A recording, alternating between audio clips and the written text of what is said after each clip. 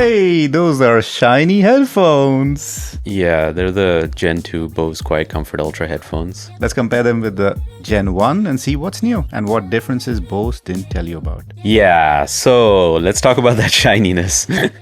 That is something people are going to notice. Look at that. Yep. Look at the yokes. Oh, man. Yep. That's very shiny. Yeah, I'm disappointed in the shininess. Yeah. Not only because it's shiny and gaudy, but, over time, this thing can get scratched. You can see fingerprints on it and all of that. I just much prefer matter colored designed headphones. Yeah.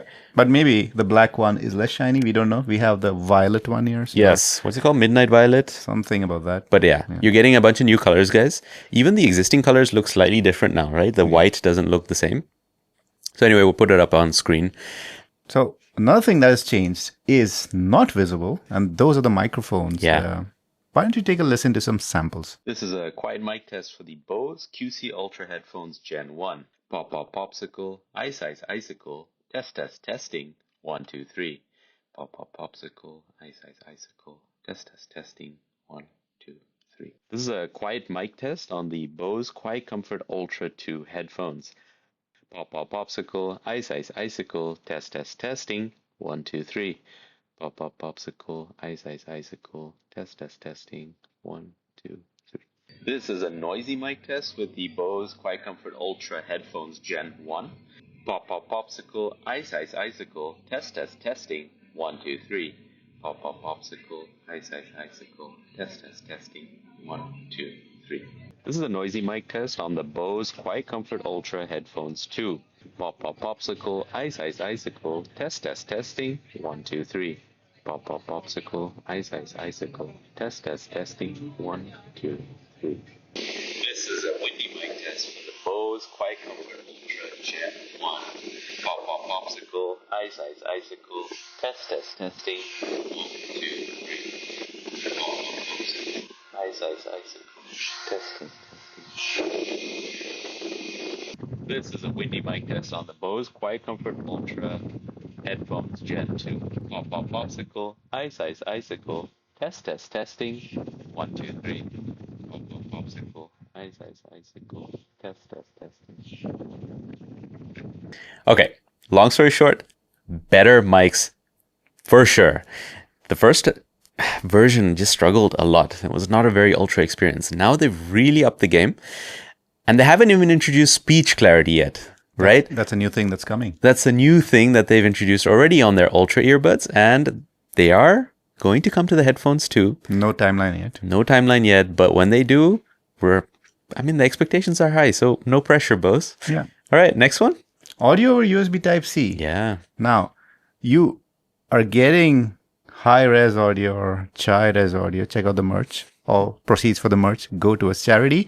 But coming back to the audio, you're getting high-res audio over USB Type-C, and that's something you didn't have on the Gen 1, and it's really, it's something we've been asking for a long time. You cannot, however, use microphones when you're connected over USB Type-C, so that's something to keep in mind. But you're going to be able to get low latency. Hey, gamers out there. All right, another thing which we've always been disappointed with Bose about in the past is that they never support pull connect.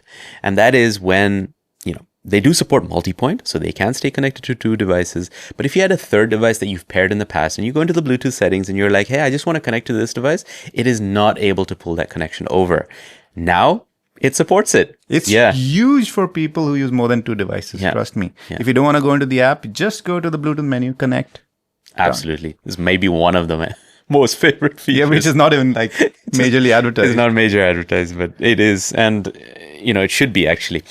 Okay, next one. Active noise cancelling. A ton of you have commented on previous videos as well. Can we finally turn off active noise cancelling on Gen 2? So here you go. Noise control. Bum. Hey, my noise cancelling is gone. Yes. I can feel it. Were you actually doing this video on noise cancelling? Yeah, I don't need to hear you, right? Yeah, okay, sure. So you can actually turn off active noise cancelling. Yeah. I mean, Bose has been listening. So that thing in the menu in the app has been added. Before you only had the modes, right? The ANC modes. Right. This is new. Very nice. Guys, you're going to be happy with this. Yeah. What you may be less happy about, which I, for one, is that they never talked about this, but in our testing, we saw that when you switched ANC modes, so you went from quiet to aware, for example, it takes a lot longer. Yeah. It's like a smoother ramp. That's how they'll say Sure, it. sure. I don't need that. No. When I click a button, I want it to be as responsive as possible, right? If I'm going from ANC to aware, there's a reason for that. Gen 1, 2 seconds. Done. This one, 5.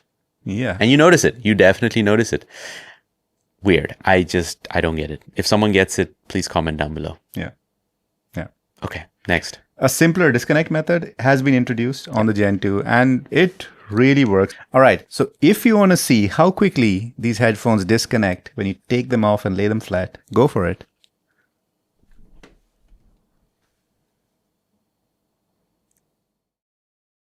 There we go. It seems longer when you're waiting for it, but yeah, it goes off pretty quickly. Yeah. So the Gen 1 did it as well. Let's not take that away. But it takes about like minutes, like 10 minutes-ish Something to like kind that. of disconnect. Yeah? We didn't measure it. And that will save battery. Yeah. Quite a lot. And when you do wear the headphones again, they take about 10 seconds to really start up, same as Gen 1. The reliability of it really turning on without you having to manually press the power button again is yet to be seen, right, guys? These are new headphones, so we will report back if we're seeing issues there, but that's good to know. What about the sound, Ron? The sound is different as well. So Bose said a few things, and first I listened to it and then kind of checked their claims. So they say deeper bass at higher volume. So that's the Fletcher-Munson curve at work. If you don't know, we as humans, we hear sound differently at different volumes. Yeah. So I think they're pumping up the bass at higher volumes or changing the bass curve. And, you know, all that is fine. The highs, they say, are more refined. But in general, if you ask me which one I prefer, so the Gen 2 is definitely better sounding, especially on the highs. They're much crisper for me. And of course, the Fletcher-Munson will make a difference. But it confirms Bose's claims. I mean, between the two, it's not a huge difference. You know they're the Bose family, but the Gen 2 is what I preferred. Yeah. So you're seeing a pattern here. They've really ironed out some kinks that have been there. Not everything, but they have. Yeah. A couple of other differences, guys. They have upped the battery life on board, advertised from 24 hours to 30 hours. I mean, that's a good working day in Europe. Yeah. And on top of that, they can be Working used... day? You work for 30 hours a day? 6 hours difference. I'm talking about the 6 hours. Okay. And another addition is that they can be used while charging. So if you have them plugged in, you can still use them. That's nice. There's better active sense is what they claim. Now, these are all the things they're claiming and we didn't really notice. Yeah. The folks who don't know what active sense is. Active sense is when you have transparency mode on, you're listening to the world and a loud sound comes in. Bose kind of brings that sound down very quickly so your ears are not hurt. Yeah. So I was standing next to this guy and clapping for a really long time. We tried like loud sounds from speakers. You heard his hands. Yeah. My hands are pink, but I'm brown, so you don't see it. But other than that, we didn't really notice too much of a difference, but maybe in day-to-day real life use, it will be different. Yeah. So there was some, what was it? System noise claims about, white noise being better or whatever. We didn't notice that. It was very low on the Gen 1. Same with Gen 2. Actually, it is not noticeable. Unless you're very sensitive to white noise, you may pick up on it. And if you really focus on it, you will pick up on it as well. Yeah. But otherwise. Yeah. So there's a cinema mode for clearer dialogue and better soundstage during movies. But Kevin, they also have an immersion mode. What could the difference be? I'm glad that you're shouting because I can't hear you. Noise cancelling is working. So essentially, cinema mode is just another preset where you have the immersion on, but it's on still. So no head tracking. And immersion is actually the same with motion. Yeah. At least that's what it seems like to me. Maybe if I test it longer, it'll make a difference. But it's just they're making sure you use the other preset on the immersion mode and they're calling it cinema. So I could do the rest of the video like this, but do you mind putting me back into aware mode? Okay. There we go. And it takes some time. Hold on. And we are back into awareness. So live preview of how long it takes. So those are the things that have changed, but it's important to note some things have not. No. And one of the biggest is the physical design. All right, let's talk about what has not changed. First off, the physical design, right? Apart from the shiny accents. Yeah. That's kind of it. Yeah. The same buttons, the same touch control. You're not seeing anything different here. No. Unfortunately. The same padding on the ear cups. The same padding on the headband. Still telescopic headband adjustment. So the same, ear cup in terms of space. So the comfort is exactly the same. And apart from the colors, of course. Let's bring out the cases. The cases are surprisingly the same size. Surprise, surprise. Yeah. So you're getting matching colored cases and cables and stuff like that. You're still getting the 3.5 to 2.5, the USB-C cable. Kind of the same story here. Correct. Nothing has changed. Portability is still one of the best. Yes. And the final thing that hasn't changed is the lack of being able to mute the microphones straight from the headphones. Very odd. Calls, yeah. Yeah, the normal QC, the QuietComfort, do have them. Yeah. Which is odd. And then the Ultra, Gen 1, Gen 2. They just run out of buttons. They don't have enough buttons. They need to change up the design to include it. Bring back buttons. One of the things that a lot of people were asking, and we also were curious about, is the Gen 1 had a few connectivity issues. Oh, yeah. We actually ended up turning off multi-point and switching using the button, which is a cool feature. So far, I've used these with a Mac, an Android, and an iPhone at the same time. No issues. But it's a very short time, right? So we need to give it more time. So just hang on, stay subscribed, and we'll keep reporting in long term if those issues persist. Yeah. Just to wrap this up, in terms of availability and pricing, the Gen 2s are going to be available for $450.